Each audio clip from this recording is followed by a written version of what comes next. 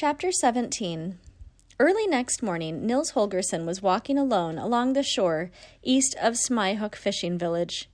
He had tried to wake Martin, but the great white gander had said not a word, only thrust his head under his wing and fallen asleep again.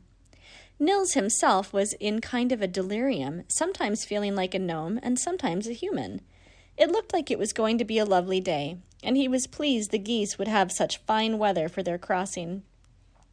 The air was full of continuous lure calls as one great flock followed another, and Nils smiled at the thought that no one knew what the birds were calling to each other in the way that he did.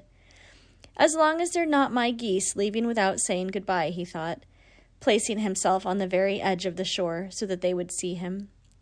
One flock was calling louder and flying faster than all the others. Then they slowed down and kept flying back and forth, searching.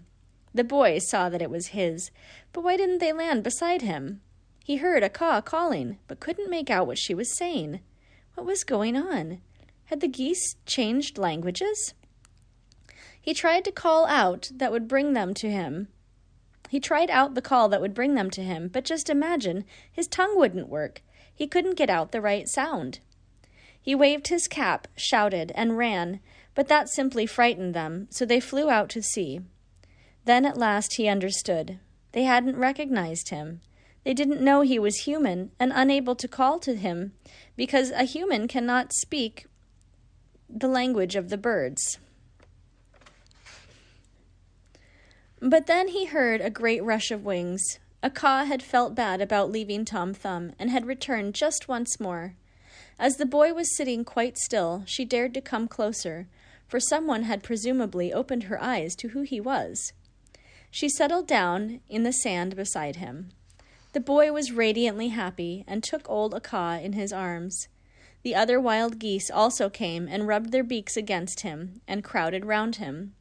They cackled and chattered and wished him all the best, and he thanked them for the wonderful journey he had been allowed to make in their company.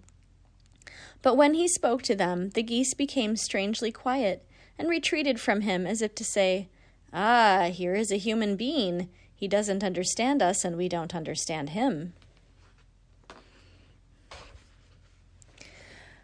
Then the boy rose to his feet and went over to Akaw. He patted her and stroked her neck. Then he walked across the shores toward the land, because he knew the sorrow of the birds does not last long, and he wanted to part from them while they were still sad because they had lost him. On the banks of the shore, he turned round and watched the flocks of birds flying over the sea, calling out their lure calls. Only one flock was flying in silence, as far as he could follow them with his gaze. The skein was even and orderly, their speed good, their wing beats strong and powerful.